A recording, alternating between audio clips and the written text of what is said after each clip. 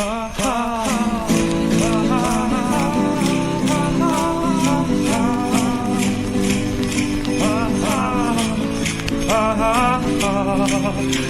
scream at a baby, scare it to death. I'll drink of its blood right on video. I'll fuck a goat, take loads in the throat from tech CEOs and get all judge sorrows. I'll keep a secret, keep people in green crates, shoot the president while you're cross-dressing. I'll keep an perform rituals. I'll rock a flute solo just like my homegirl Lizzo, 'cause I wanna be in the Illuminati.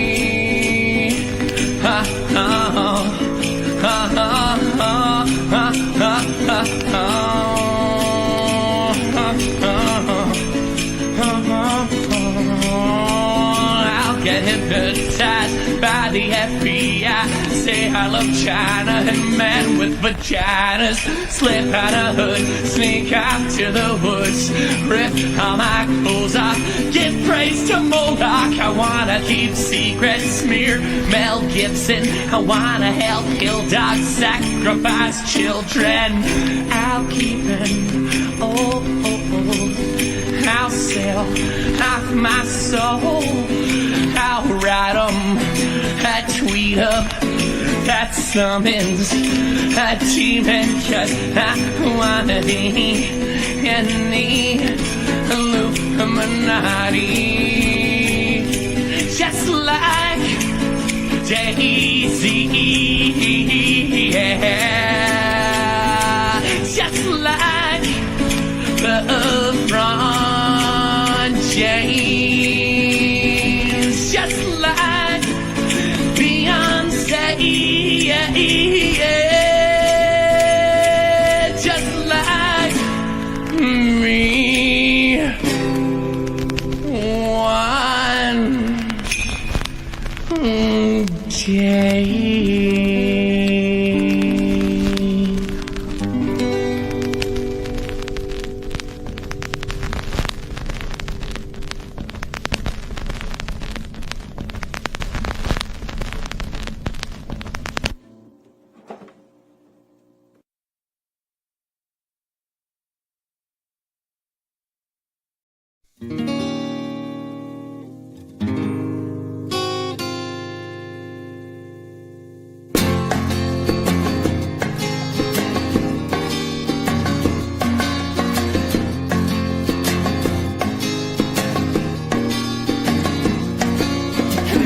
Girl, she's got a true crime podcast, Instagram watercolor class. Every selfie must be perfect. Astrological signs, the verdict as to whether or not she'll get that refund, or at least a coupon for that bath bomb that she bought off TikTok. Look at my girl, she goes by Cat Mom. Shut. All she needs is red, wine, and cake pops. Shut. Sucking back antidepressants. Shut. Worshipping Hillary Clinton. Shut, Mom. Slip off those Uggs. Let's live, laugh, and love right now.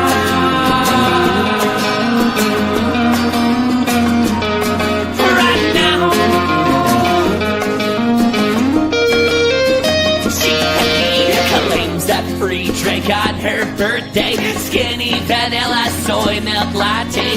Sign up for Monday night Pilates, skip town and stay home up binge watching. And Netflix, Hulu, Disney Plus, yeah. Get that Uber Eats forever, brother. Take another mental health month. Like and subscribe, to my girl Cat Mom. Shut. Shoplifting, Bed Bath and Beyond. Shut. Stickers, Swap and Value Village. Shut. Self-diagnosed mental illness. Cat Mom. Like for that girl, cat mom. Live, laugh, and love, yeah. Cat mom, cat mom.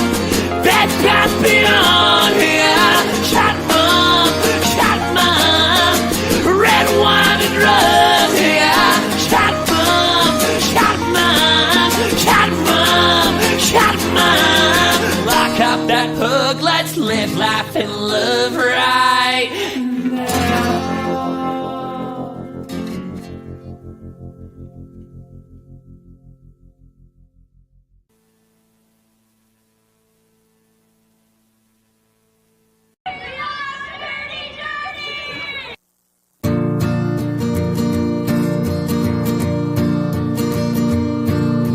These days all it takes, yeah, is a fluffy wig and makeup and a pointy pink set of acrylic nails to land a dirty fella with a long criminal record and a cell block in a ladies' jail.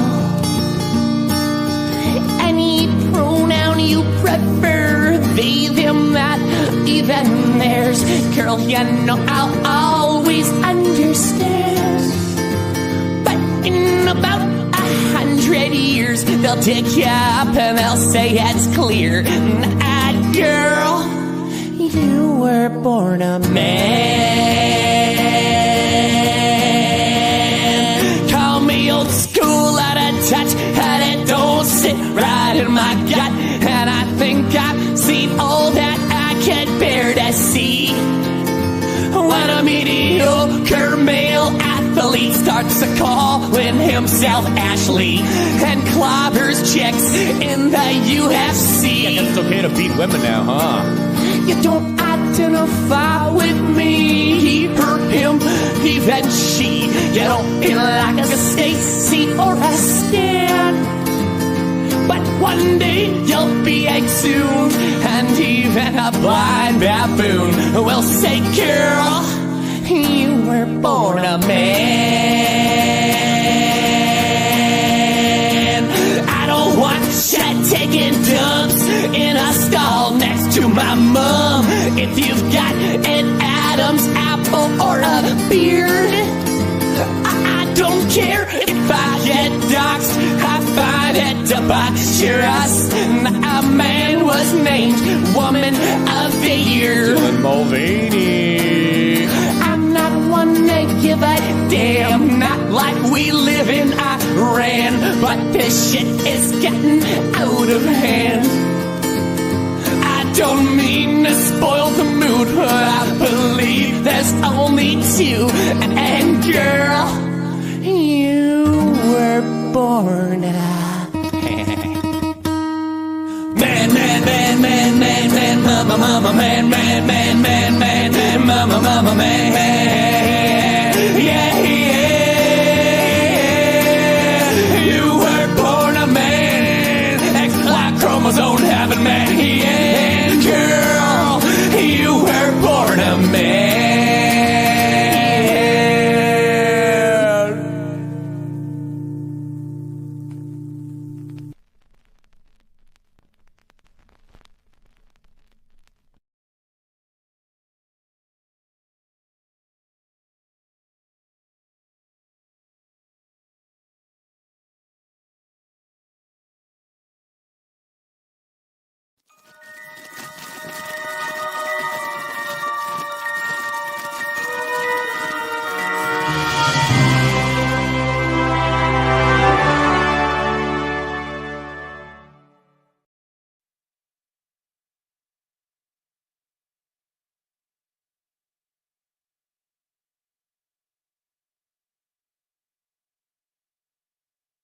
Christy, you're muted.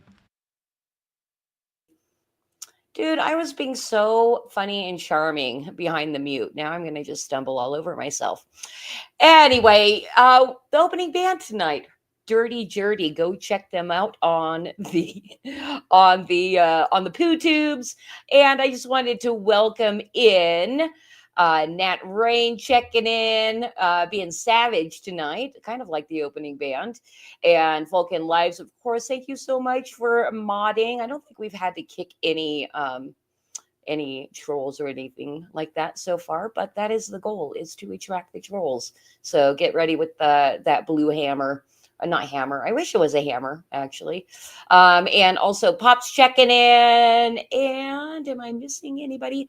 Jenna Seppi over on the pilled side. And then, of course, my new best friend, Darren Wagner, saying muted rookie.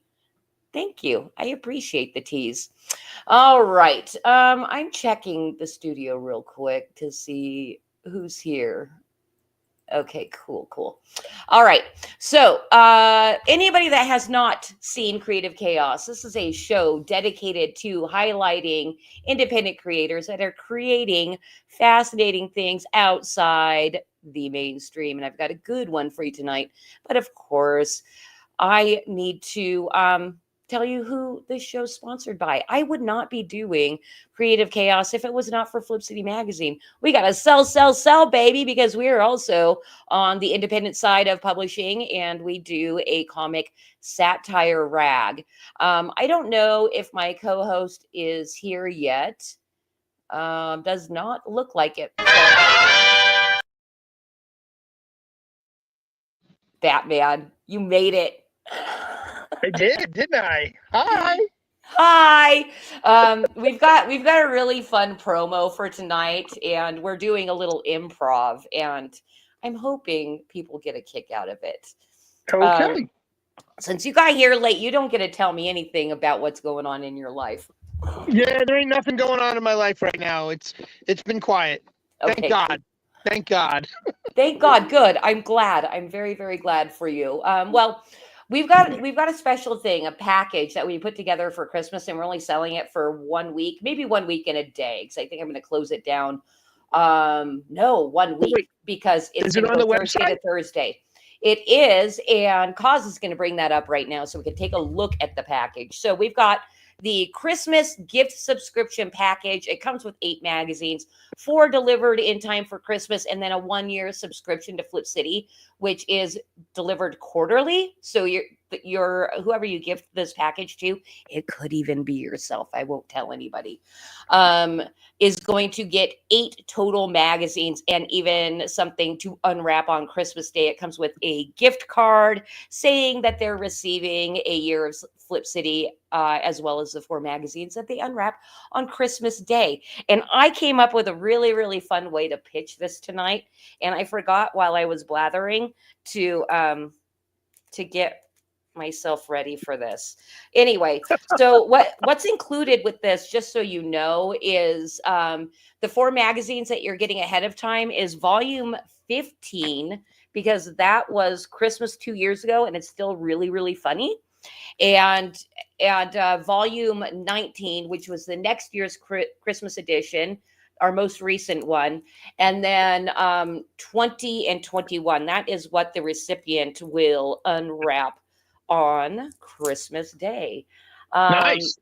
Yeah. And I have a very special cue here, so Cause knows when I'm ready. Oh, yeah. What we're going to be doing is we are going to reenact a bro receiving his Christmas pack. So this is where we're going to do our improv. All right. Okay. Yo, bro. Yo, bro, what's happening? Yo, bro. I gotta show you something, bro. Look, check it out. I got your package. I got your my package. Christmas present. Yeah, right. Yeah, and it says to bro from bro. And it says don't open till Christmas or open on Christmas. But I got too curious, so I opened it, bro. And I saw you got me this, bro. Flip City Magazine. Yeah. Bro. The best, man. It blows them all away. You can't compete with Cracked. You can't compete with Mad. This is the magazine for you. It is. This is the thing, bro. You know, ever since you stole that hoe from me, bro, I've been down. I've been down, and I think this is your apology to me. This made me laugh it's my the ass least off, I bro. could do. It's the least I could do, bro. They say bros before hoes, but you know what? If the hoe bought me this, she'd be my hoe again, bro. Yeah, but I'm the bro that got it for you first. That's right. So, bro, thank you, thank You're you. welcome, bro. And You're and oh yeah. I laughed my ass off.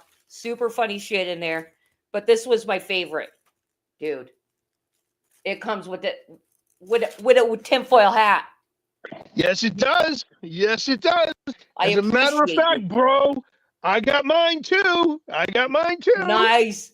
Okay, Yeah. well we'll have something to talk about at least every 3 months. There you go. All right. Well, thanks again, bro. Love you, bro. Love you too, bro. Later, bro. Okay, bye. So anybody that wants to pick up their own bro, a Flip City magazine pack for Christmas. You know what? I was dumb and I did not. Oh, yes, I did. I will put the direct link in chat here in one moment once I figure out how to do that. Unless Cosmic Grandpa could do that. Cos, can you grab that link I sent you and just put that in chat for me? I'd love you so much. Hey, Batman. Yeah, hey, what, bro? No, I'm not a bro anymore. I'm back to Christy. Just boring Yo, old Christy. My sister from another mister. What's up, sister? All right. I'm super excited to bring in our guests today because I know they've been chilling backstage for the last 7 or 8 minutes at least. And we've got 2 of them. I forgot that the main guest was bringing a friend. I think, Sounds like fun. partner even. So we're going to meet both of them here in a minute. What's that? A life partner? A life partner or a business partner? I don't think so. It might be a bro partner. I'm just having fun. Also, what's up, Levi Skeen? And Bray Wolf popping in too. Awesome. Hey, what's up, Levi? All right, you guys. Oh, and we forgot to say the thing. Bruce, what should everybody be doing with this stream? You need to go to whatever platform you're on and you need to click the thumbs up, click the subscribe button. Make sure you give us a little bit of love here. Show us what you got. Take us to the mat and give us a little bit of extra thank you. So click that thumbs up, click that like button, and subscribe. That's right. And it is time to bring our guests in. And our guest tonight is Max Devill and Johnny Reed. And they are both from Atrocity Press. I dug out their very first trailer for Mary Machine Gun. So we're going to watch that and we'll see them on the other side. Sounds good.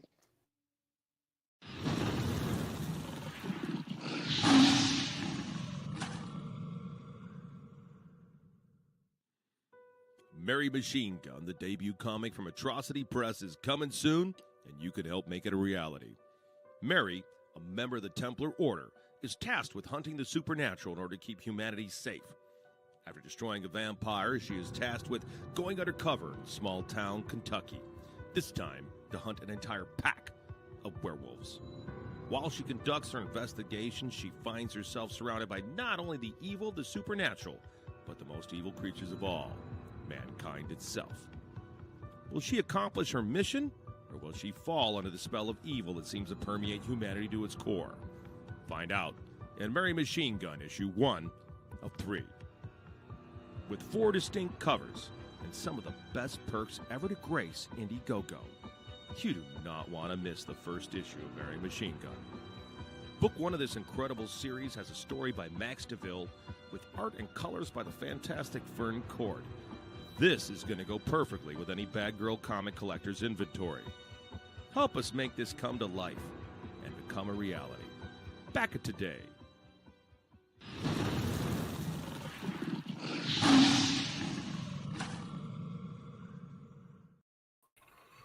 What's What up? is up? Hi, That's one of my Johnny. worst. That's one of my worst commercials. Is it really? Well, you know, that was the that's- first one we ever did, so it was very, very basic.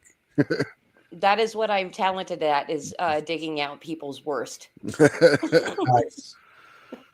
But it Hey, was an guys. Indiegogo campaign, and it did really well. So Yeah, it did. It did. And there is a thing that we do at the very beginning of the show to get to know our guests ASAP. And this is actually my co-host Batman segment. So we're going to go right into it. Is that okay with you guys? works for us.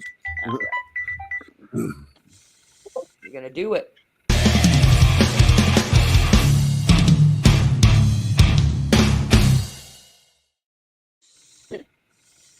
All right, gentlemen, I'm going to ask you a series of questions, and I'd like a rapid fire answer.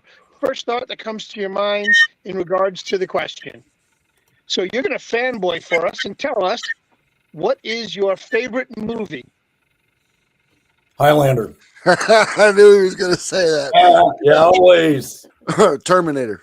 There can only be one. All right. Cool. Your favorite character from any genre, any platform?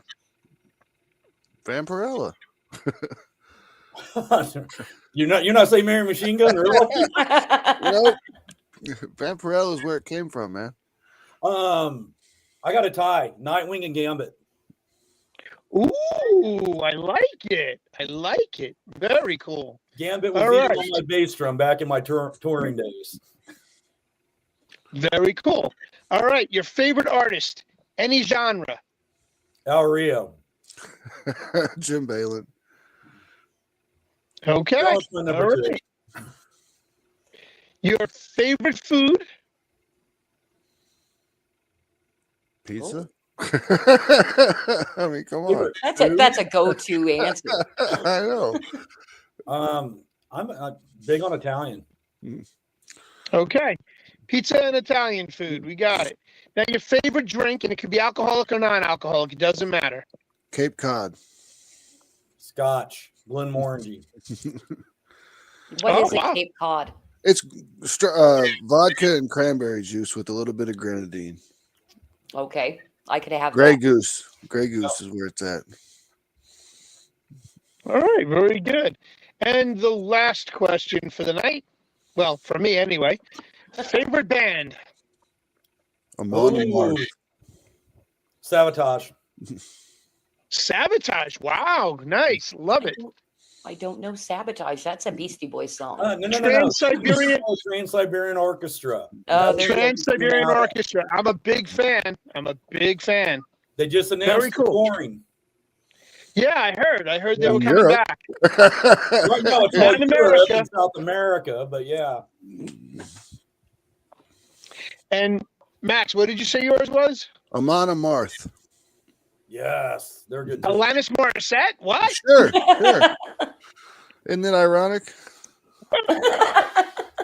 It's all about going. All right. It's all about the theater, right? All about the theater. Alanis Morissette was God Yeah, but Back she in the was day, young. in Dogma. when she wasn't too busy blowing a boyfriend in the back of the movie theater. Right? Wasn't that the guy from Family? What was it? Family Ties? Or no, what was that? At the That time, really- it was Jane Ryan Reynolds. No. Ryan Reynolds. She blew what's his face? The guy from with Bob Saget and Candace Cameron. Full House?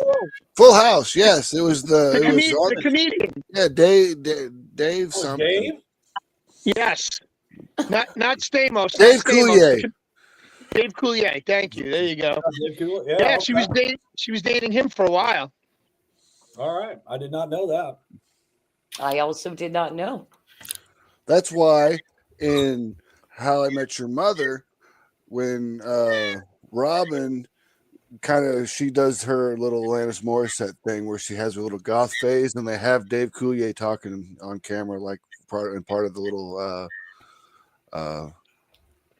The inside joke. documentary. Yeah, it's the inside joke of it all. It was the inside joke. Yeah. That's funny. Very good. All right. All right. Are we So let's- leaving fanboys for us? We're done fanboying for now. Let's get on with the show. All right. Awesome. Yeah. Hey, So I got to tell you, in my lurking that I do in preparation for the stream, one of my favorite things, like I like looking for people's mission statements or their taglines, and yours was about one of my favorites on your website. It says, "Atrocity Press, comics your mama warned you about," and I think it's very Yep. descriptive. Yep. Yeah. Bad 90s bad girl stuff with style. We got a whole bunch of different taglines. But the ones your mama warned you about was our first one. Yeah. I think it works because you do pretty much titties and gore, right? Yeah, that's all R-rated. We're probably going a little bit harder eventually Well, you have soon. to know. Natives going less, and then the other ones are going harder.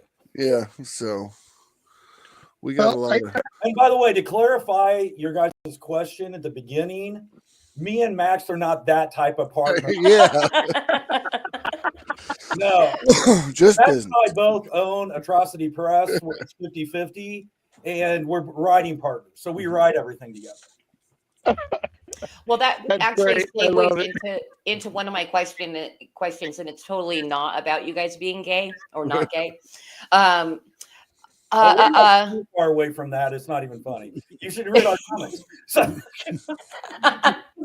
Well, I gotta say, in regards to your comic, I found it very reminiscent of another comic book that I grew up with back in college, because I'm a lot older than you guys are. I just turned 60 this year. But are you I'm guys on your familiar? I'm sorry? I'm on your tails. Yeah, All right, okay, all right. Are you guys familiar with the artist Ben Dunn? yeah. We know Ben. Antarctic Press publishes our books. Yeah. We talked to Ben all Okay, the time. so Warrior Nun, I mean, you guys have some very serious flavor that was reminiscent to Warrior Nun that I grew up on. I have a couple of his comics. Yeah. As a matter of fact, I went to Toy Fair and I got the action figure that they created for the character, and now he's got a full-blown series that was on. What was it? I think 2012 or Netflix, yeah. 2013. On Yeah, Netflix. they Actually, did we're- 2 seasons and then 3 movies or something like that. So Yeah. Yeah. Actually, we're going down to. They're having their big anniversary convention this year. That Max and I are going to be going down. Was San Antonio? We're going. Yep. Yeah, because March. because basically they've done Mary Machine Gun, and next year we're talking to them about Human Hunters, and I guess because we won the award last year, they're supposed to be publishing Ninja Bimbos. Yeah. So they'll be Nice. doing 3 of our books because we That's won the awesome. Indie Award for what was it, People's Choice Award. People's Choice Award for Heroic Awards. And then they volunteered to anybody that wins the awards, they're going to publish that book for. Very cool. Gray Wolf's bouncing in here saying he's 65. You got me beat, brother. But no, I love the fact. I love the fact that you guys are very reminiscent of that, and this whole thing now. It's brought back some really good memories for me. So I was very pleased to see, and when I was doing some research on your stuff. So Yeah, I mean, Mary Machine Gun kind of came from Warrior Nun, was it Chastity? Or no, if you Evangeline Chastity. and Nice. Miss 45. and Vampirella. Yeah, Vampirella, of course. which is funny because that was one of my first lead-ins to an erotic style comic book. My uncle had it and he gave it to me, and I think maybe I was 10 or 11 years old, and I was enamored by the art. So it Yeah, just kind of stuck with me. Vampirella was my introduction into comics. I was 8 years old, and my dad had a box of sci-fi novels, right, in the basement. So I was reading through these Isaac Asimov books, and in the bottom, underneath all the books, were Vampirella comics or Vampirella magazines. So I started looking at those, and I was like, okay, this is awesome. It's like porn for a 10-year-old, you know? Exactly. Because I branched off from that during my college days, and I wound up going into from Vampirella. Oh my God, drawing a total blank. Omaha the Cat Dancer, Mm-hmm. which was what's her name? Cat Waller. Yep. And I forgot his name, the other guy who wrote with her. But she passed away from cancer, and I still have quite a bit of her art in her collection.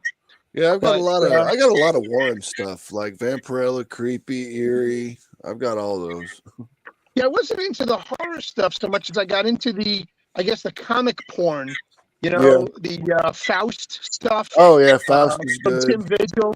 Yeah, my first books, like adult comics, because I mean, my first comic was X-Men 148.6. You know, I was always a big X-Men guy. But when I went into the adult books, there was Innovation did a comic called Hero Alliance. And and I loved that book because it was the first time I read that it was edgy.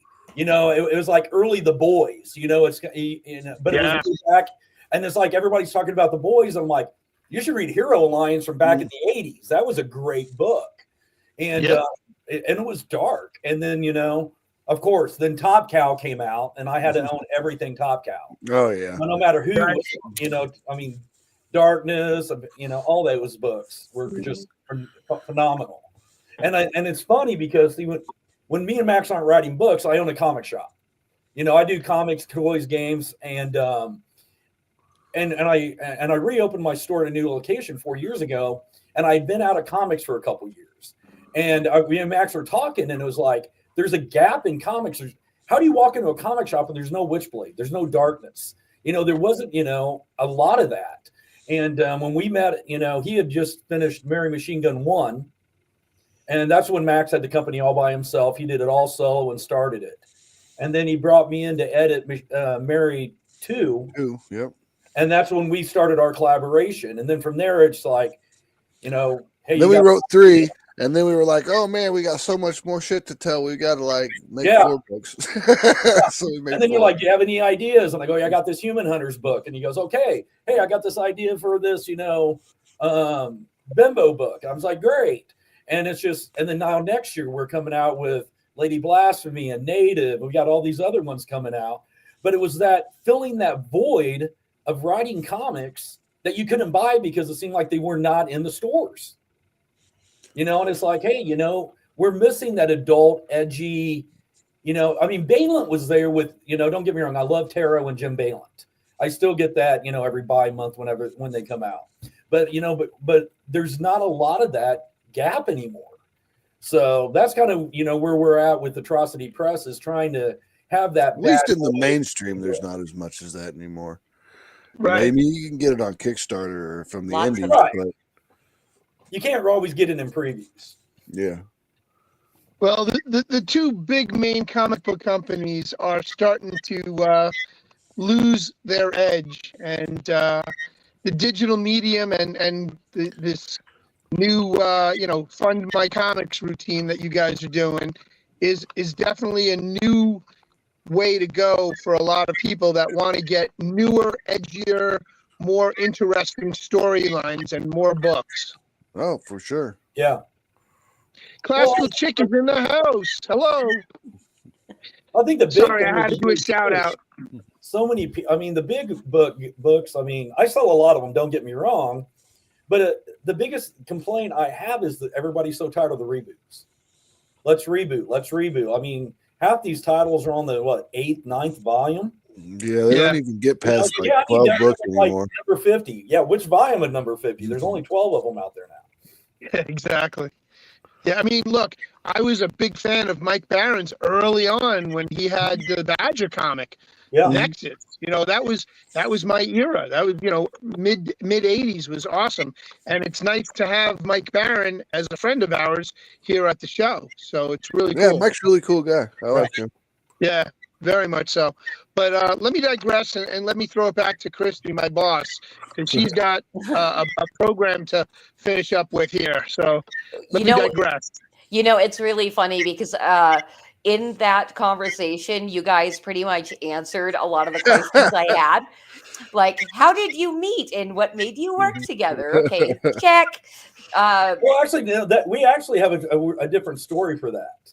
Okay, tell me the story. I worked with Extreme Entertainment, and we used to do Movie with Guts. And we did all these B horror movies. So we got to work with like Lou Temple, Lloyd Kaufman, Troma, and all. And we got to do a lot of these movies. Well, Max was coming in to produce one for us because he was like, he had an idea of doing one. And the movie kind of, I'm not going to get into the drama, but it kind of fell through. And at the same time, I was hosting Night Watch Radio. I was the co-host for that, and he was a guest with Hart Fisher. And me and Max met, and we just kind of clicked as, we just kind of got along real well.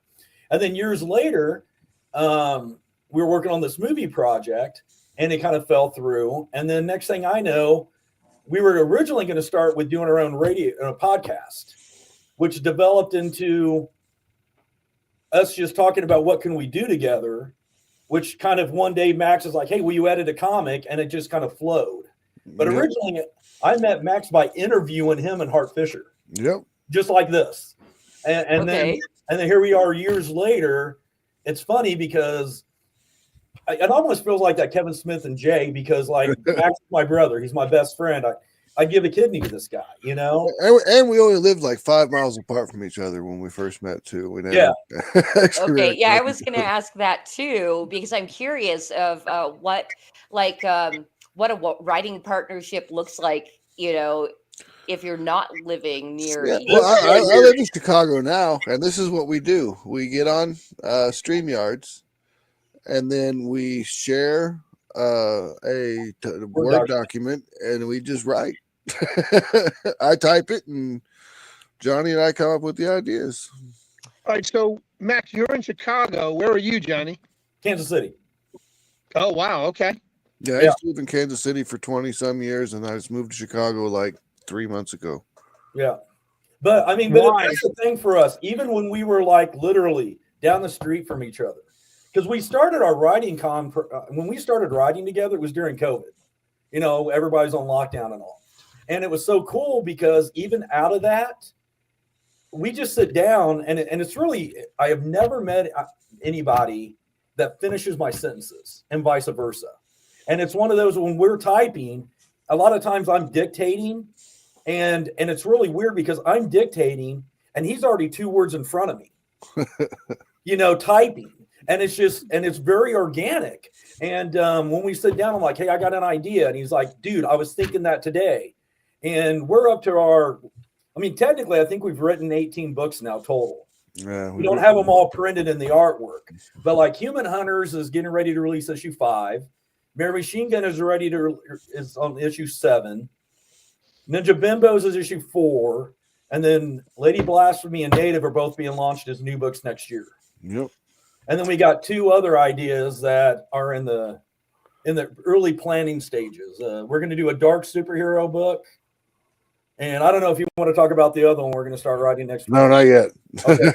I said that one we'll wait on, but we got. And the reason why I moved to Chicago is so we had a place to stay during EC2E2. Yeah, that's it. Nice. Hey, yeah. So something I also discovered, and you can correct me if I'm wrong, Max, was the first thing you crowdfunded the Mary Machine Gun in 2020? Yep, it was Mary Machine Gun in 2020. And is that exclusively how you guys are funding now for all your books? We have a Kickstarter that we do first, and then we fulfill our Kickstarters, and then we publish through previews through Antarctic Press, which is Ben Dunn's company. But we have to wait for the series. It's got to be fully completed. They wanted it to be complete, so it's like with Mary, we had to have the first 4 issues.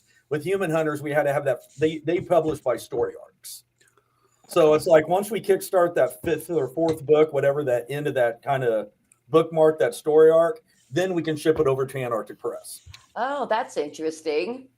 Now, how have you guys been doing in previews? Because we just got accepted and we were in the November catalog. Oh, congrats. Yeah, we did. We did really well. Mary Machine Gun #1 was actually the first Antarctic Press created this thing called the Superverse, which is just kind of like a whole bunch of different characters that you can use with each other if you want, and the character and the owners are okay with it. And it was the first Superverse book, so we sold a lot of Mary Machine Gun #1. For Antarctic Press, I think it's like the second best book they've had or something in like 10 years or something. It was pretty nice. Good. Yeah, I was impressed. That's some bragging rights. Now, because you guys publish through Antarctic Press, if people were wanting to get any of your books, where would you send them personally? Oh, You can either go to our website at atrocitypress.com. We got a shop there. We can get all of our stuff digitally there. Global Comics, you get most of our stuff there digitally. well, the biggest thing, honestly, is every time we do a Kickstarter, we always have to catch up for every other book that we put out. So even if it's a Mary Machine Gun or a Human Hunters Kickstarter, we automatically always build in a catch up for all the Mary books, all the Human books, all the Ninja Bimbos books as add-ons. That way, you're like, yeah, I didn't know you wrote these other 2 books. You can get we have like the entire Nice, yeah. Press collection, and that sells really well too. Yeah, we have sold quite a few of those when you want to get the full tier. It gets tough spinning. I mean, it used to be one Gemini, and now it's like 2 Geminis or a We got box. 8 It's like together. 15 books. Do you guys do all your own fulfillment then after campaign close? Oh yeah, we rock it out quick. I mean, we're kind of behind right now because our printer was Comics Wellspring, and then this summer they separated from Greco Printing and did a bunch of different things at the same time. As our order got put in, it got lost. The proofs were wrong, and they sent us the wrong crap. It took like 4 months to get our books. It was crazy. And that's stressful, especially if you have backers that are waiting on it and they're inquiring. But I have found a lot of backers of indies are very patient people. Oh, they're pretty good. I mean, I've never really had anyone give me any like real guff over anything because we've always been on time. You know, I mean, it's never been a problem. Well, and I think, that's the thing for us. The big thing that we always pride ourselves on is that our book is always complete before we ever launch the Kickstarter. You know, so that, it is done in the bag. All we have to do is send it off to the comics, when we figure out our numbers of who wants how many. We just never felt comfortable with putting a book out there, raising money to finish a book.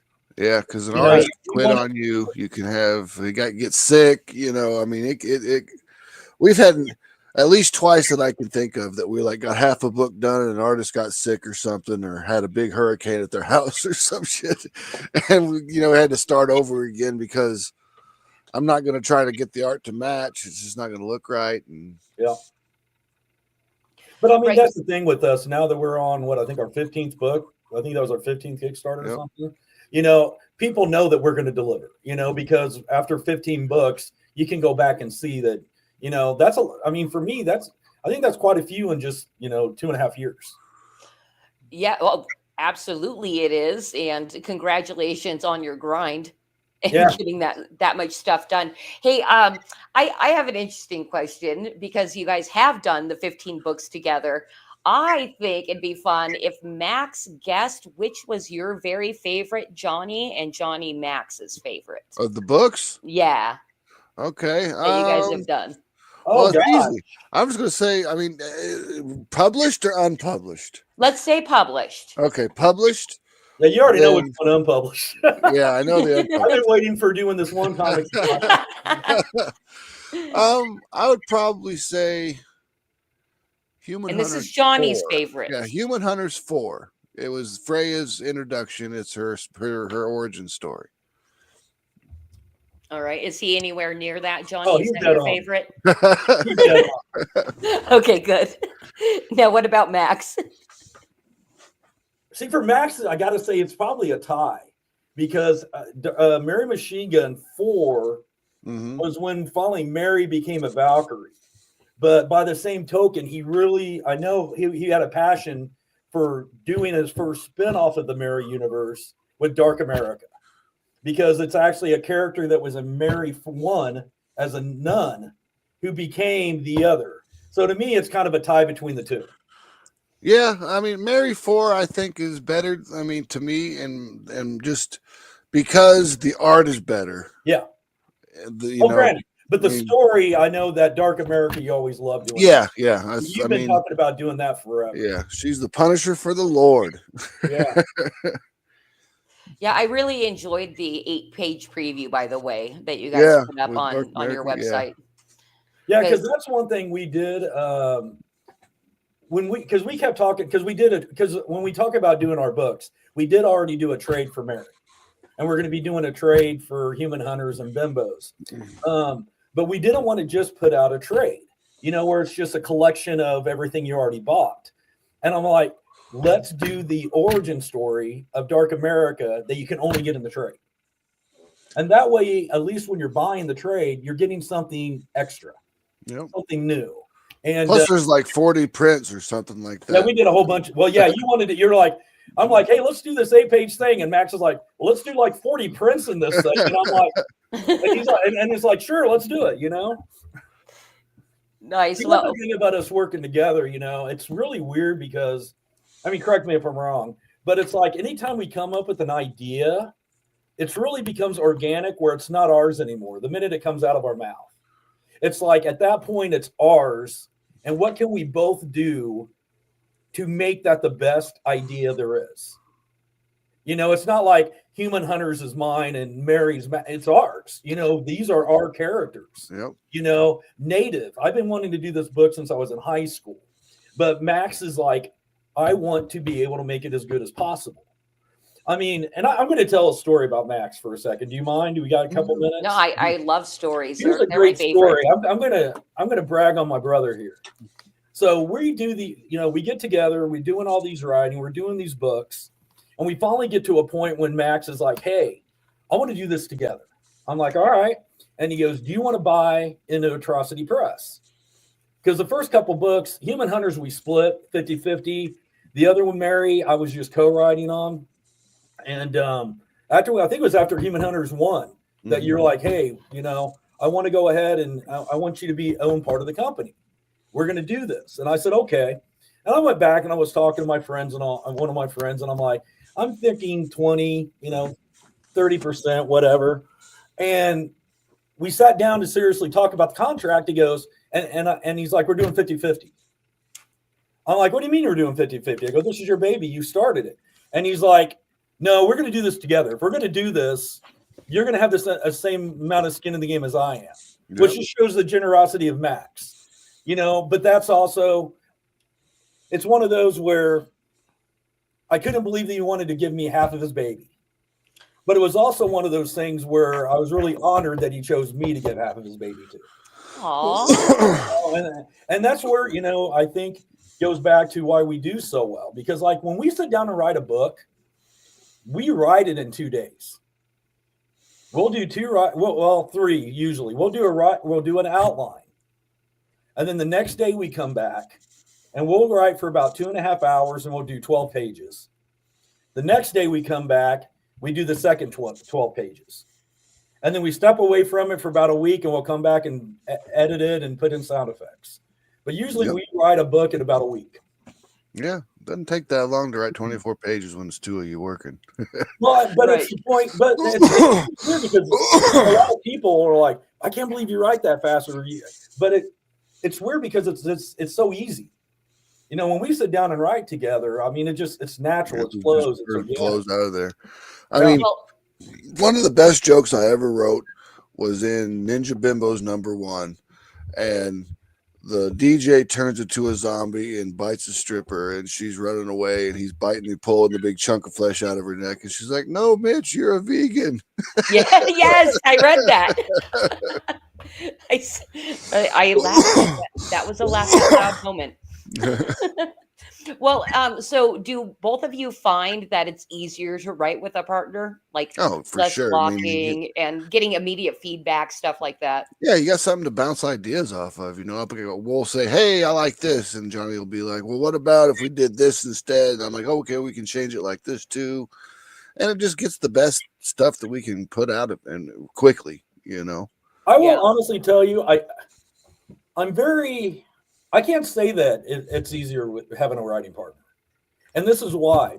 I've been in the music industry from writing music, for a lot of years. And there was only one person I could really write music with ever. And I've tried to write comics off and on growing up with people, and I couldn't do it.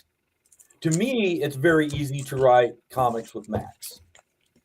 Okay. It's one of those finding that yin to the yang, finding that person that wants to bring out the best of you.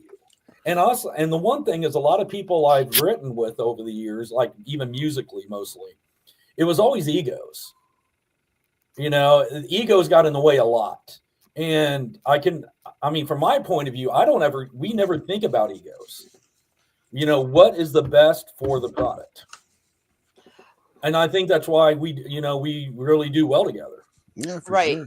Well, so in your years working together, have you guys found that you're more alike every day, or are you quite different in No, personality? we're different in You take personality. that For one. sure. We're different in personality. Johnny's the talker. He likes to schmooze with people, and he's got the gift of gab. I mean, he runs a store, so he talks to people all day long. He's done it for a decade. Well, I'm happy-go-lucky. There you go. I'm not usually in a bad mood too often. I'm more quiet and introspective. Yeah. And now that's your cue, Johnny. Start talking again. Start talking again. Yeah. Try to be polite and make sure Max got some time. Well, as you can see, my mess behind me. This is where I threw everything that was not picked up yet. It's in this office room. I'm in my back office. I usually have it's funny. Normally when I do all the podcasts, I have my comic wall behind me because I always do them in my comic shop. But we actually are open late on Thursday, so I had to come to my back room, to my back PC to make sure I'm actually out of earshot of everyone. Playing Star Wars. Unlimited. Star Wars Unlimited is Thursday nights, yeah. But what other stuff you got? Oh man.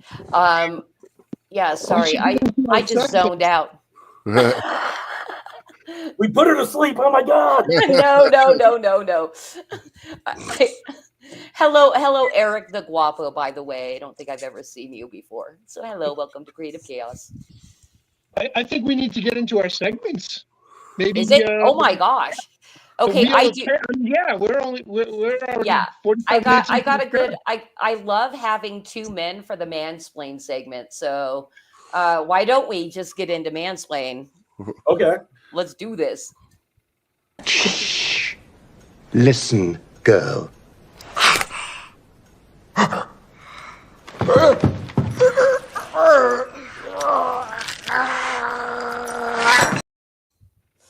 Wow. Yeah, dude, if you have not seen The Great, it's on Hulu. Highly recommended. I have not. I have to check that out. Yeah, it is hilarious. It's a satirical retelling of Catherine the Great's rise to power. It's funny. Funny AF. All right, so you guys make sexy books filled with gore, and I assume your target audience is men, though I do think women buy as well. We have a 40% women. I wasn't done. I was going to say we have a 40% women demographic for our customer base. Great. Well, this might ruin the entire rest of my question. So, like we had said earlier, a lot of these kind of booby books and gore and stuff do really well as crowdfunding projects. So please mansplain to me, what about this subject matter in an illustrated format is so appealing to men and 40% of women? Well, okay, men like hot chicks.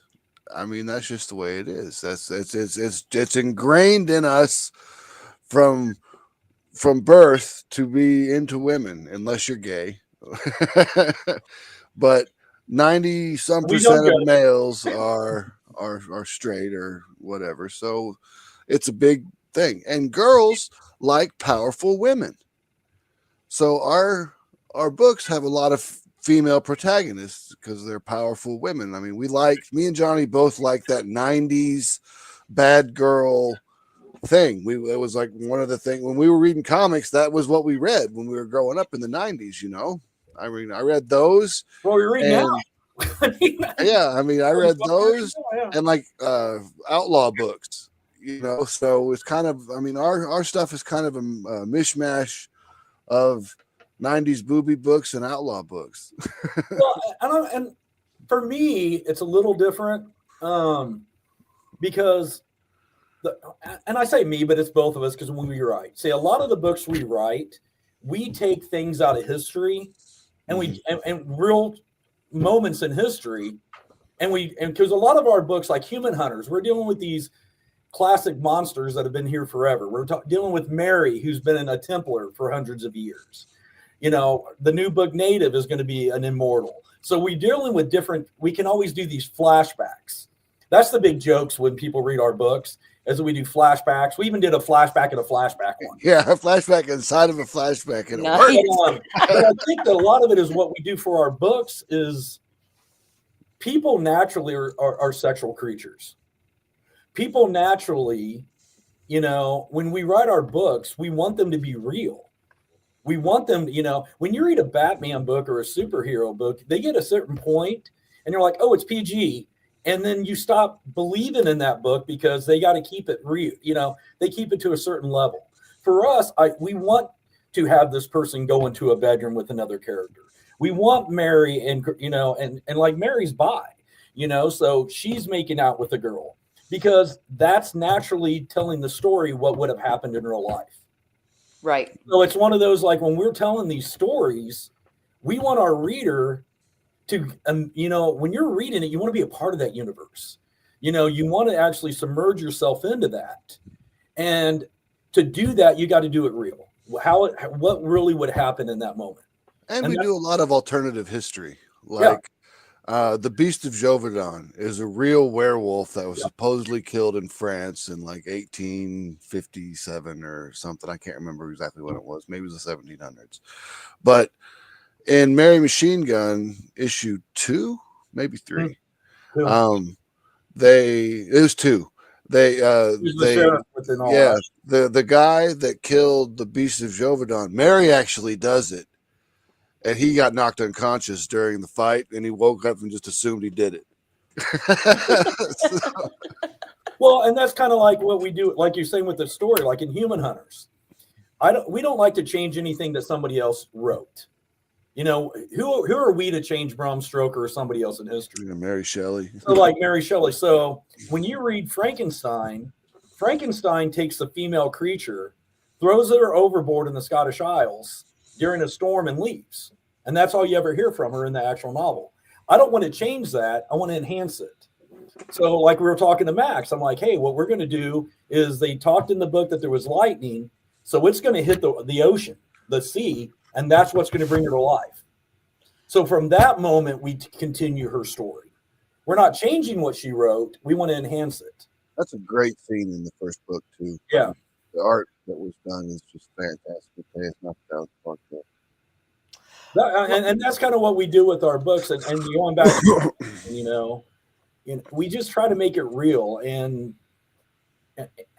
life is dirty. It's gritty. It's, you know. And we try to make our villains smart. And that's a very important thing. Yes. That's good. Yeah. Hey, so I just needed to say hello to somebody. It is my friend Ben. He is the lead parody artist for Flip City Magazine. So we're going to say hi to Ben. Hi, Ben. Hey, Ben, you're my friend. Ben, you're my friend. You're the best old Ben there's ever been. Never been a Ben like Ben. Hi, Ben. Right, we love Ben.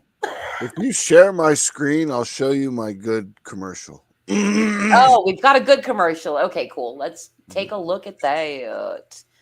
Okay, here we go. Tell me if you can hear this. Yes.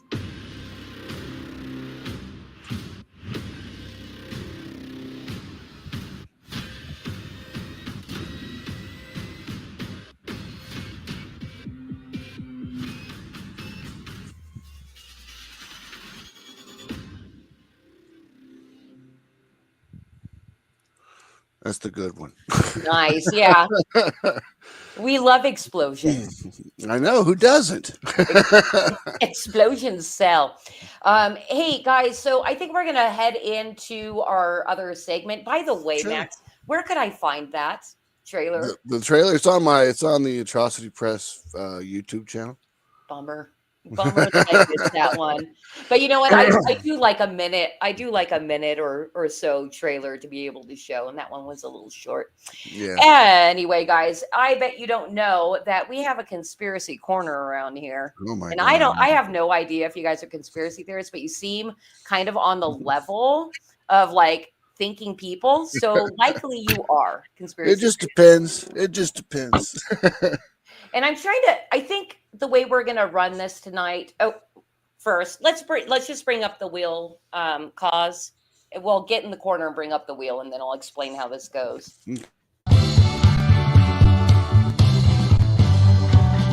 I wanna live with a conspiracy girl. I could be prepping the rest of my life with a conspiracy girl. Those weren't aliens. That dirty guy reminds me of damn, what was that? The Dead Milkman. Oh, you're talking about the house band tonight. Yeah. So for anybody that's a regular viewer of Creative Chaos, they have seen a few different times that I've played a late night cartoons, their animations. Dirty Jerdy's the same guy. You guys go check out Dirty Jerdy. And also, I wanted to point out I have a new hat, everybody, and it's the It's same. a Santa Claus hat for the conspiracy theories. That's right. So we can talk about anything we want because we are now protected because I am wearing my tinfoil hat. But the way this wheel works normally with one guest is you get 3 spins. You can pass on the first and second, but no matter what, you're stuck with the third. So I'm thinking you guys need to come to a consensus and agree or force the other one into a topic. Does that work for you? That sounds good. I mean, I'll talk about anything. I don't care. All right, let's do it. Let's spin the wheel. We're not scared.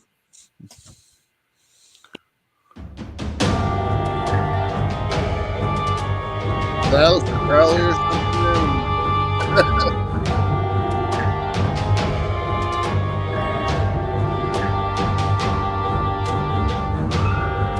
God. Oh wow. Bigfoot. This is crazy. I don't know if you guys want to talk about Bigfoot or take another spin for maybe something a little juicier. Or You've got 3 chances at the wheel, but if you don't like the first 2, you're stuck with the third one from Hell High Water. Well, let's go with it. Let's spin it again. Spin it again. All right, we're gonna spin it. Yeah, All right. just warmed it up. That's all we did.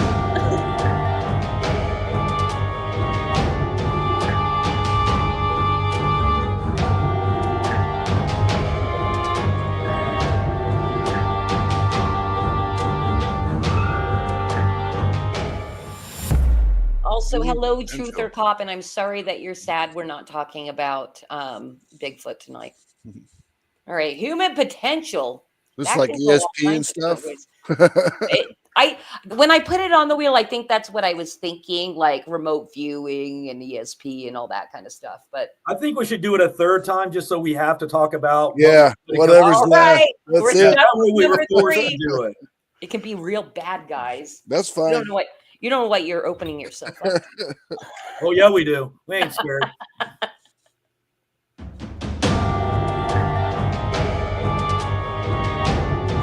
Forced to talk about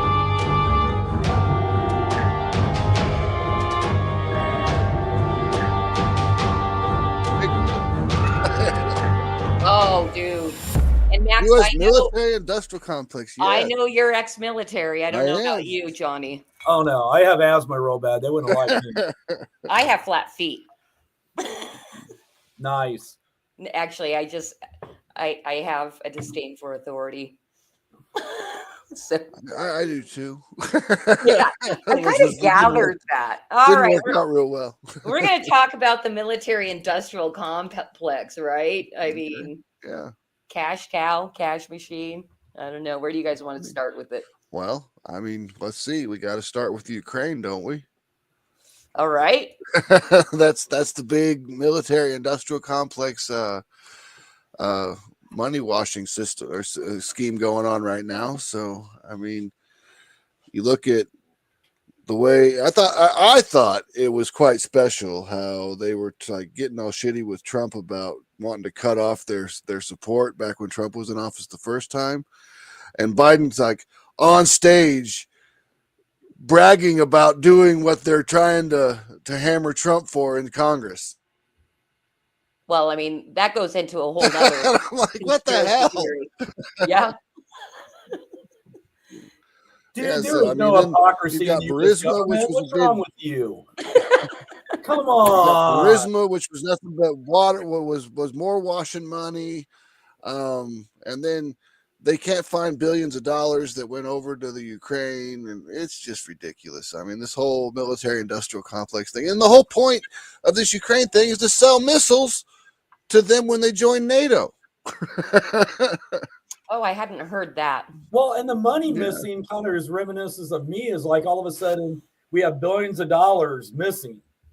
The next day, the Pentagon gets hit, and just so happens the computer, the information of where this money went is no longer in one piece. I just think it's funny how we can spend $1 billion on something and no one realizes that it's 1,000 million. Yeah, that's a lot of money, man. Yeah, I think people treat $1 billion in government spending as kind of like, oh, that's like $1 million. Yeah, it's like the 99-cent thing, you know. Do either of you know how much money's been laundered through the Ukraine thing at this point? Would they say like $190 billion or something like that? Okay, so not trillion. No, I don't think it's been $1 trillion yet. I mean, it took a long time to spend $1 trillion in Iraq, and we had a fucking open check when we were over there. Anything we wanted, they ordered for us. But Bush was in office at the time, so it was pretty much a free ride. Well, how did all this start? How did like the military-industrial complex start? How did it start? It started in World War II. I mean, when they were probably even before World War II. During World War I. It was during when the Lusitania got sunk because they were illegally shipping weapons across the ocean, and then we went down and got us into the war.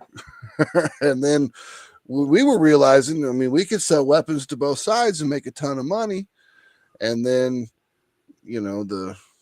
just depending on which conflict you're talking about, World War I or World War II, we had to choose a side to jump in on, and you don't want to choose the Axis powers. They're bad. Well, I think you misspoke when you said we. Oh yeah, well, it's they. Yeah, they. I mean, the we thems as in and theys. The we big as them. in the United States. But the military-industrial complex, and it's so intertwined now with the pharmaceutical companies, it's ridiculous. I mean, when I was in Iraq, they gave us this stuff called melphaquine, and it was for malaria, and it made you go fucking crazy. Like how? What happened? Like people were sleepwalking, having terrible nightmares, basically it just turned you into a zombie. And they forced us all to take these pills when we first got there. And then they found out that they was like causing real bad problems with a bunch of soldiers and their mental health because they were hallucinating. People were it was like damaging their brain. And it was a whole, that melphaquine pill was never approved. They were using the U.S. military as guinea pigs to test this pill for this company. Yeah, that was going to be my next question, and I'm sure it goes far beyond that one thing you took. Oh, I yeah. mean, how often they do it all the time. I mean, with the military. So when you join the military, what a lot of people don't understand is the military contract is the only legal slavery contract in the world, because when you join the military, you give up all your rights and you are governed by the Uniform Code of Military Justice. So you have to follow that rules. I mean, and you signed up for it. Yeah, and you signed up for it. But It's the only But you, legal no, I'm slavery saying you contract did. there is. Oh yeah, Now, I did. now before you enlisted, were you any of this kind of you are now? I mean, were you suspicious of the government or the military or anything like that? No, not really. I mean, like, to be honest with you, like when I joined the military, the only thing that I really noticed was the incompetence. Because I worked in the office. I got stuck in doing because I could use a computer. So they're like, "Oh, you got to go here and do all this training information stuff for us." And I'm like, "Okay." So I sat in the office with like the first sergeant and the commander and all the lieutenants and the high-ranking NCOs and stuff, and I just saw how chewed up all these people were. And I was like, "Oh my god, it's like the blind leading the blind here." But the blind leaving the blind with a lot of weapons. Yeah. But I mean, I really did enjoy my time in the military because, I mean, you get to be who you kind of really want to be. I mean, like, everyone's all like, "Oh, there's so much racism and all this stuff." And like in the military, there's so much racial humor, but no one cares. I mean, Right. everyone's giving each other shit back because you look for something that makes you different so you can make fun of that. And race is just an easy way, the first most simple thing to start with, because like we had a black guy named Crutchfield. This dude was huge. I mean, he was like 5'10", but he weighed like 340 pounds of nothing but muscle. I mean, this guy could pick up two 155 shells, which weighed 100 pounds apiece, two in each hand when he's moving them around. And we always used to say, "Hey, Crutchfield, come over here. You've been bred for this shit." And then, but he was the armorer, so he left the door open at the armory one day, and when you leave the door open for too long, it calls the police for the silent alarm, and the MPs show up, and he's like, "Hey, Max, I need you to come out here and talk to the police because I need a white guy to talk to the cops." I'm like, "All right, man, let's get this taken care of." But no one gave a shit, it was all in fun. Everybody's a brotherhood. It's a brotherhood. I mean, when you're in combat and the only people that you can count on are the people to your left and your right, and you're in the middle of a firefight, you don't give a shit about what they are. You just want to pull the trigger. Right. Well, do you think it's still that way, that kind of camaraderie, or do you think like I don't know. With wokeness all and the DEI, with all the DEI stuff that they did, I mean, they got rid of a bunch of really good, like field grade officers. When the DEI stuff started, they got rid of a whole bunch of really good field grade officers who weren't that way and were kind of more based on war fighting, which is what you're supposed to do as a military. I mean, come on, your job is to win a war through violence, So, do they? I don't know. I don't really know anyone that's in anymore. Everyone I know has done their 20 and gotten out. Because I was in during the very beginning of the Iraq War. That's when I was in. And I got hit by a mortar and got discharged medically after 6 years. Okay. And is the VA taking care of you? Yeah. But see, now here's my conspiracy. I don't think the VA is there to take care of soldiers. I think the VA is there to fucking cover the government's ass. That would make sense, actually. Because they're not there to help people. They're there to help the government. It's kind of like, I mean, they're there to really make sure that they don't get caught for what they're doing. I mean, how long did it take them to admit to Agent Orange? I don't know. How long did it take them? It was like 30 or 40 years. They waited for everyone to die. And then they're like, "Oh, yeah, it was a problem." Right. Well, don't they like that now with all the burning you guys did over there? Yeah, the burn pit stuff. And then they keep saying that there's no such thing as like Iraqi fever or Iraqi sickness or something like that. But like, I mean, there's so much stuff you breathe in over there just in the dust. So you never know what got in your lungs, As you light up a cigarette. Because I mean, it's like everyone thinks. Timing. That's awesome. Man. Everyone thinks that Iraq's like a desert and it'll be sandy. It's not. It's really just dust. It's dust on top of a big rock. Wow. So, I mean, when you're in Kuwait, yes, it's very much like actual sand. But when you're in Iraq or Afghanistan, it's just dust on a rock. Wow. Hey, well, guys, I think we're going to get out of Conspiracy Corner and into our very last segment because I've got to brand both of you. We brand Oh, every okay. single one of the guests. And it's not like the weird Nexium sex cult kind. It's just Well, a that's good good. city branding. And since I've kinda got looking forward to two that of you, part. I mean, now what was that? I was looking forward to the sex cult stuff, but now I I'm out know. of here. I like being a disappointment. Oh wow. Hey, so we're doing the same thing that we did last week for any regular viewers. We are going to do stars who sold their soul to Satan. So we're going to bring that up. Okay. And since I've got two of you tonight, we're actually going to do 2 stars, but I'm going to tell you what was already read last week, so you won't be able to choose that. So this is Okay. stars who sold their souls to Satan for real.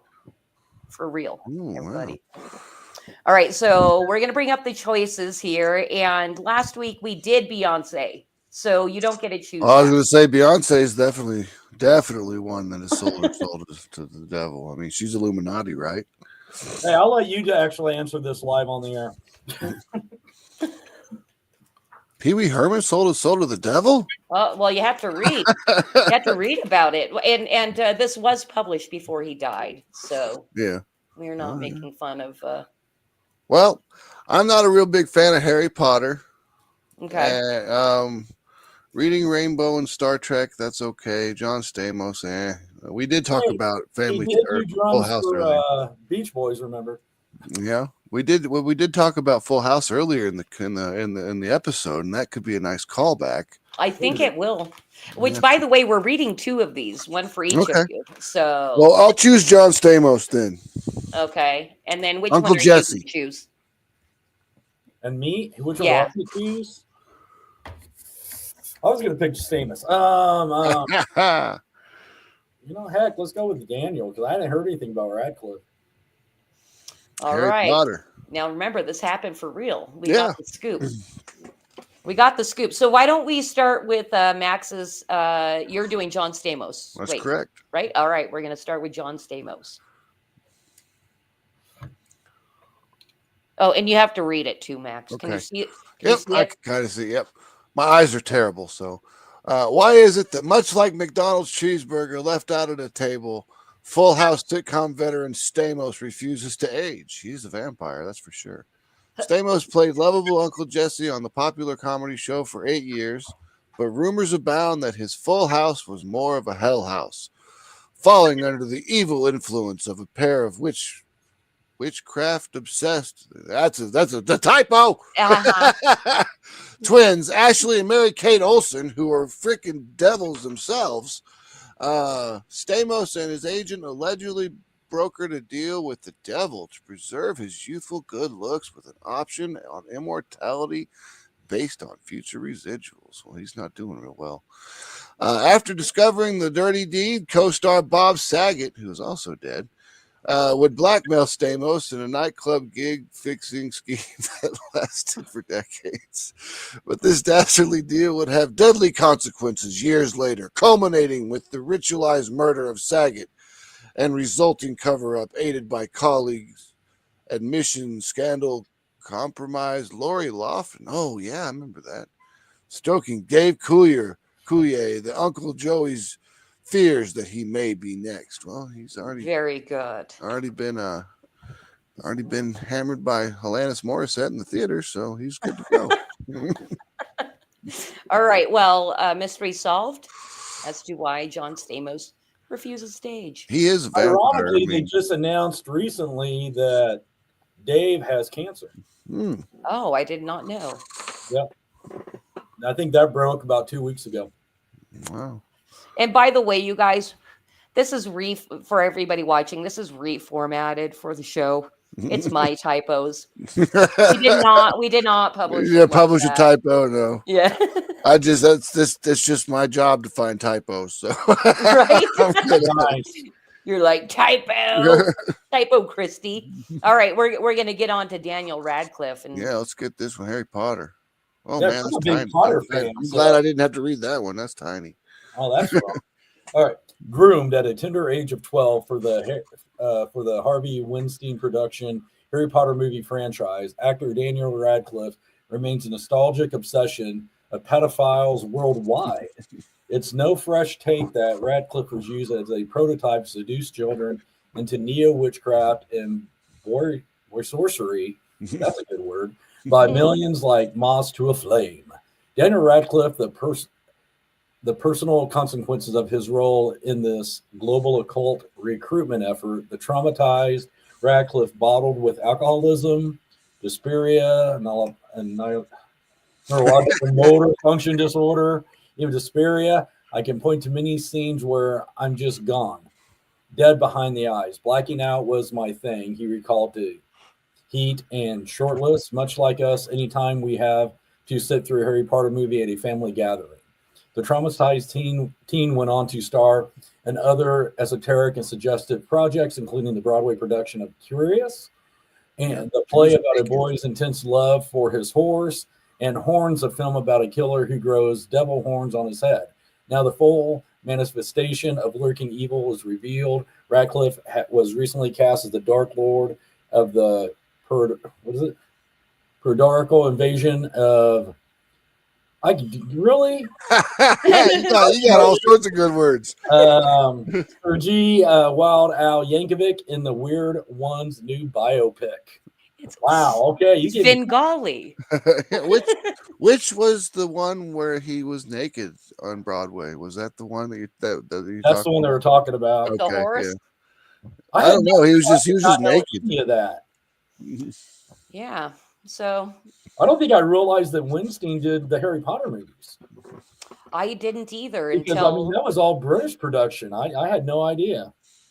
well, I mean, he's got his fingers in all everybody. You should just stop that right there. His fingers in everybody. that is so many innuendos right there. Anyway, thank you guys for struggling through that, Max with your bad eyes and Johnny who can't read. Yeah. Even though I have the last name Reed. Go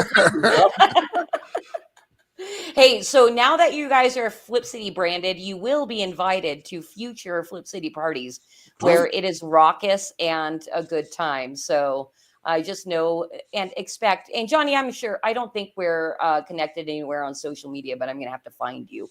Oh, Which, yeah. by the way, where can people find you if they want to follow you? You know, I got my own Facebook page out there, Johnny Reed. The best place to find me though is Atrocity Press. We have our Facebook out there. We have our Instagram. We have atrocitypress.com. You can find me and Max through all that stuff. We're always out there putting stuff out.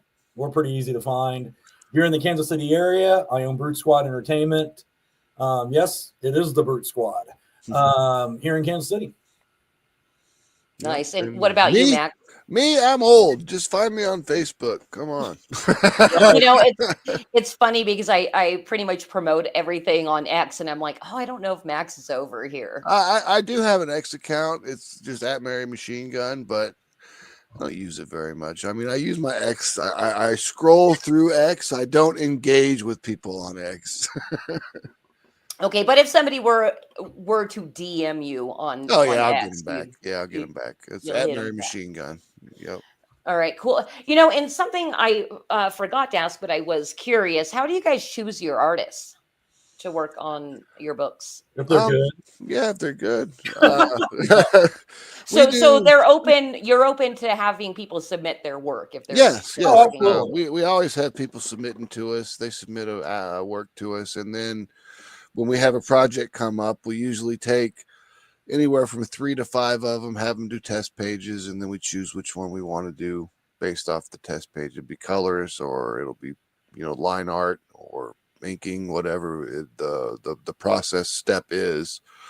We have them do test pages and choose out of the 3 to 5 that we wanted to look at. Yeah. All right, that we sounds do have a good. thing, though, that we do have one policy. Our cover A for every book we do is always the interior artist. Because Oh, nice. it's something it's funny. Max did it with Mary, and I've always I always hate buying a comic book and seeing that great cover and then opening it and it having been garbage, or it's just not what the cover shows, so our cover A is always the interior artist. That way, you know what you're getting. Of course, with the other covers, we always have the guest artist. The one thing that we have been very blessed is, like you were talking earlier about, the guys and the girls, do we really have them? Ironically, the best cover we usually sell is always our cover B. Mariah Bennis, Ed Bennis' sister. Mariah Bennis does our cover B on every book we've ever done. Oh, nice. Okay. And it's funny because it goes back to she usually has the sexiest covers. Yep. But she's a girl. I mean, women know how to draw sexy women. I mean, is she standing and looking at herself naked? I know. In the She mirror? looks in the mirror. I mean, she uses herself as a model, I guess. But I mean, it works. Everything they always turn out fantastic, and they sell really well. I just wanted to interject that since you were asking about that earlier. But it is a lot of the female artists we get for our covers, like Courtney. She does some of ours. Courtney Rose. And she does some really sexy ones. Who else do we do that were the female artists? I can't remember. We've done a lot of them. I mean, Gwen does the colors for Greg Bow. Yeah. So. Well, that's fantastic to hear because we've only to date published one female artist, and it was at the beginning, and no other females have ever submitted. We have female writers, but I just had two in the last 6 months. I had 2 different female artists submit to us. So that we might maybe in the future work with. All right, fantastic. So you guys heard that they do take submissions for any artists that are out there, and I'm assuming you do that You can go to atrocitypress.com/submissions, and it's got our submission policy right there. Yep. All right, fantastic. And then Batman, are you still with us? I see you're muted. Yes. I am. No, I am. I've been listening in and letting the guests speak their mind and let you engage with them. But there's 2 of us, but we can take up all the space. It's okay. That's what the show's about, right? That's I'm right. just here to help it along. It's you guys that are the guests, and it's you who we want to hear from. So I mute out, and I kind of just like listen in the background. And when I got something to chime in on, Christy knows I have no problem jumping in and saying, hey, but I want to say this. So it's all good. But if anybody wants to follow me, Cosmic and I are on 3 Beermen when we're not here on Thursday nights. Sunday nights, we're over on Pilled, Foxhole, Rumble, D-Live, Odyssey, Twitch. Help me out, Cosmic. Just go to threebeermen.tv. Threebeermen.tv. Number 3 Beermen. Links are all there. And we talk about beer, pop culture, and technology. We let everybody know what we're drinking that night. And sometimes it's not even alcohol. It doesn't always have to be. But Cosmic, my partner, who's the man behind the curtain, he's the gentleman who used to own a brewery over in Pittsburgh called Penn Brewery. And so we've got a lot going on there with that. And me, I'm a TV, comic book, movie guy. I'm a pop culture guy. I've been collecting toys for 45 years. And Johnny, I got to tell you, I got a bunch of stuff I'm trying to unload. I'm in the middle of a divorce, and she wants a piece of the pie, but not the toys. So, hey, you find me on Facebook. I buy collections all because I'm a big toy guy. I mean, I do comics, toys, Warhammer, but I'm big into the Migos, the Marvel Legends. I do all that. Most of my stuff is more 90s, early 2000s. I got WWE, WWF. Oh, nice. I've got a lot of Batman. I've got a lot of Justice League Unlimited. Yeah. I've got the animated stuff from 92 to like 99. Yeah. Reach out later. Nice. All right, very cool. I'll get your information from Christy. Thank you so much. All right. Thank you. Okay. All right, Cool. And about the divorce, I guess I'm happy and sad because I don't know the backstory. No. Be thankful. Be thankful. She's been an absolute bitch the last 10 years, and I've been with her for 32. So it's getting bad. My first wife was real whore. Mine's a psychologist. Mine's a psychologist, and she's a psychologist. All psychologists are always a little crazy. I was going to say that. Most of the ones I've met, a lot of them are. It's crazy. Yeah, she is. And, it's 4 years dragging on, and I've already moved on. I mean, I've got a girlfriend who's an international artist from Peru, and I'm doing my own thing, but I still have the house with her, so I'm back and forth. So right after the show, we close out. I got to grab my laundry, and I got to run back to the house and do laundry now. So Oh, she's it's an going to be artist? fun. If you heard, we take submissions. I always thought they make you sell the house and split it. That's if we go to court. And I told her I'd let her have the house if she paid me for it. And now she's fighting me for the whole house. I'm like, you can have the whole house. Just pay me for half of it. Yeah, I want my 50%. That's it. Oh. And if she doesn't, and we do go to court, guess what? The judge will sell it out from under us. Oh, and then she won't have the house at all. Mm-hmm. That's what'll happen. I mean, in Missouri, when I used to live there, I mean, that's just what they did. I mean, if you got divorced, you just sold the house and split it. If we go to court, that's what's exactly going to happen. So she's trying to avoid that, then she better sign that divorce contract as soon as possible. Hell yeah. But, I mean, my first divorce took like a year and a half because my ex-wife, she every time she'd get her tax return, she'd start a new thing with a new attorney, and it just made me keep starting over and over and over again. We had to start over like 6 times. I'm like, come on. we were days away from her signing the first original agreement with her first lawyer, and then she fired his ass because her mother and her sister got in her ear and told her that she should take the whole house. And they hired a new lawyer, and it cost her another $50,000 on top of that, and now it's cost me at least another 30. So, you know what? It's going to be what it's going to be. But we got to close out the show, gentlemen, and we can talk in the back room if you want to talk more. Yeah, no problem. Definitely. Christy, I'll let you close out. You guys, this conversation has made me realize why my husband decided to self-publish a satire rag. You know, publishing all the no things so we stay poor and I don't ever divorce him. Yeah, there you go. Anyway, hey, thank you to everybody that showed up. Max and Johnny, it was a super duper pleasure to meet both of you and hear your stories and about your bromance a little bit. I kind of love that you did sentences. And I love that you guys are part of Antarctic Press with Ben Dunn. Because that was my childhood, man. That was growing up reading comic books. Yeah, I read Ninja High School growing up. That's one of the ones I used to read growing up was Ninja High School, and then they brought I think they had Robotech for a while. Yep. Well, thank you guys for having us on because we really appreciate it. It's been a joy. And like I said, you guys having shows like this is what keeps us out there and spreads the word. So thank you very much. Well, I'm excited to have you guys come back for a party stream because we do have a good time when we decide to do that. So like I said, I will be inviting you back for those things. And also, you know, when you guys go live on any campaigns, you can always hit me up to come back on and talk about your current campaign. Yeah, all right, because that's what Creative Chaos was created originated for. Yeah, well, and also to bring people, you know, strangers on and abuse them a little bit. Of course. Well, be careful because I think we got scheduled like 5 or 6 books just next year, so be careful. Okay, you guys get one.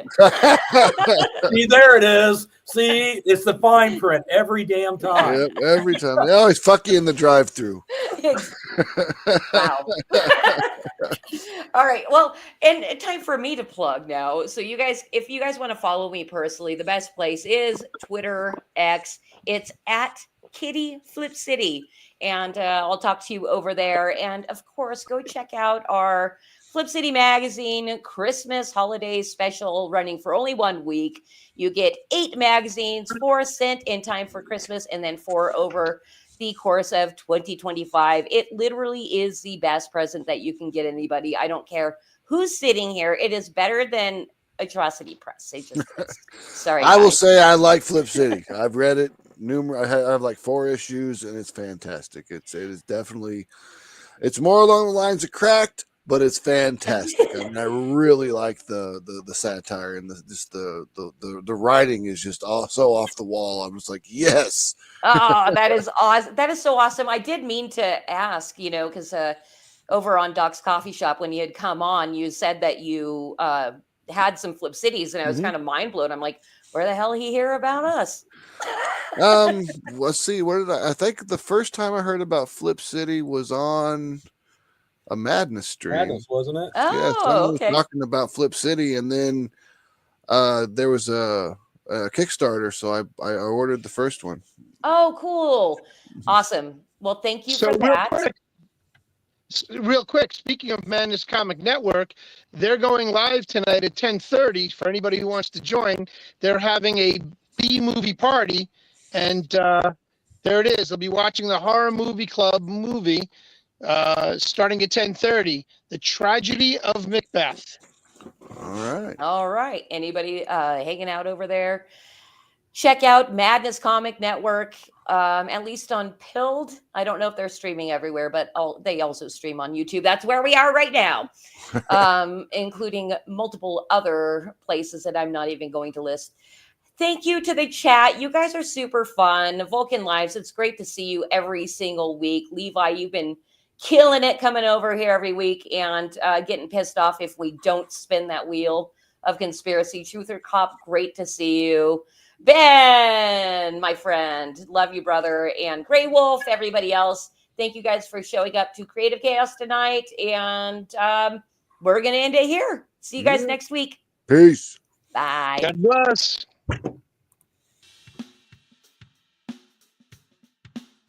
Okay, class. List everything insensitive, exclusionary, bigoted, nationalistic, misogynistic, and offensive that you can find in history's great myths and legends.